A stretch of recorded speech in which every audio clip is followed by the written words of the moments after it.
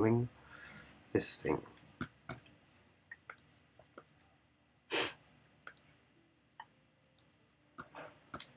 And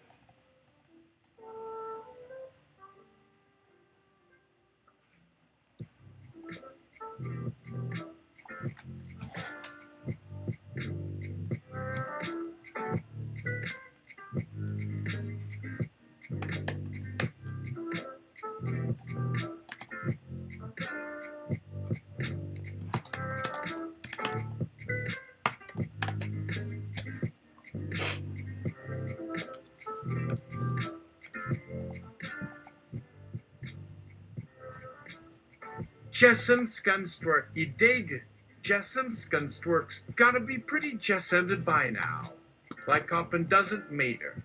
Supposedly when you run into problems or anomalies in Hola, you just pop blank out glitch or anomaly into an Orphic search engine and pow there's an Inferscoffula Tritromagate Gamma, Solutor Beatreak. Dude, with all this stuff all growing right under us, an epistemology based on, sure, tell me about it, but let's keep something important hidden from ourselves unless we happen to be on the right drugs right here, right now. Sounds totally fucking stupid right now. Right now's when all bets are off, baby. Why do you think they call it heroin? You remember that line from Thomas Pynchon's The Crying of Lot 49 so damn well you wrote it down in your little book after your third read, don't you? Like, my theory is that heroin is expensive because women have no urge to attract men they can't afford. And wasn't that all Pynchon about recruiting the reader into your conspiracy theory with you making up told you so clever shit to sell some book maybe, but why do you care if it's possibly true that heroin is expensive because women have no urge to attract men they can't afford? It sounds plausible, not even arguable. As if every man's been undersold by every woman he ever met, and even if you didn't know it was fact, the ex had always known it, and all he ever wanted was a little respect from her, and she gave him none, and so he talked up this idea of himself as an elegant kind of humble moonlight sophist.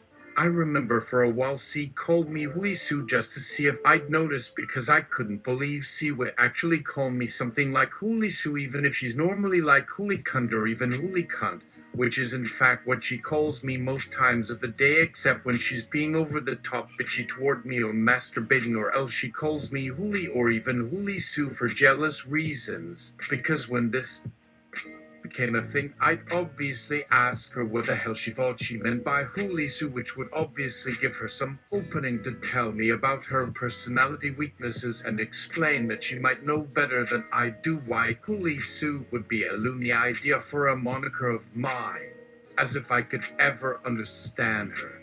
Huli needs Hulisu. Huli, that's me by the way, doesn't need anyone. Medicine, love, money, philosophy. What Huli needs is Huli alone. That's what Huli needs.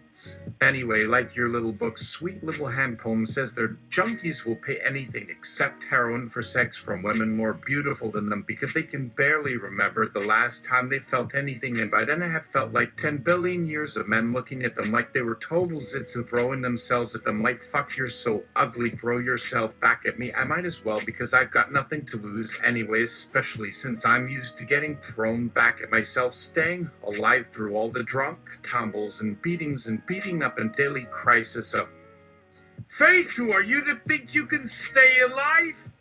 And all the walls the women built around themselves, so fucking tough. Knocking down walls had gotta be way easier than knocking out walls too.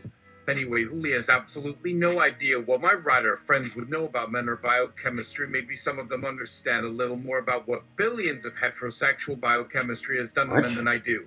That's because I've always been too leery of men my friends think are hot to even look at them for more than 10 seconds without checking my wallet and making sure I have some kind of exit strategy if things get too intense between us. But poor G. Pynchon wrote that.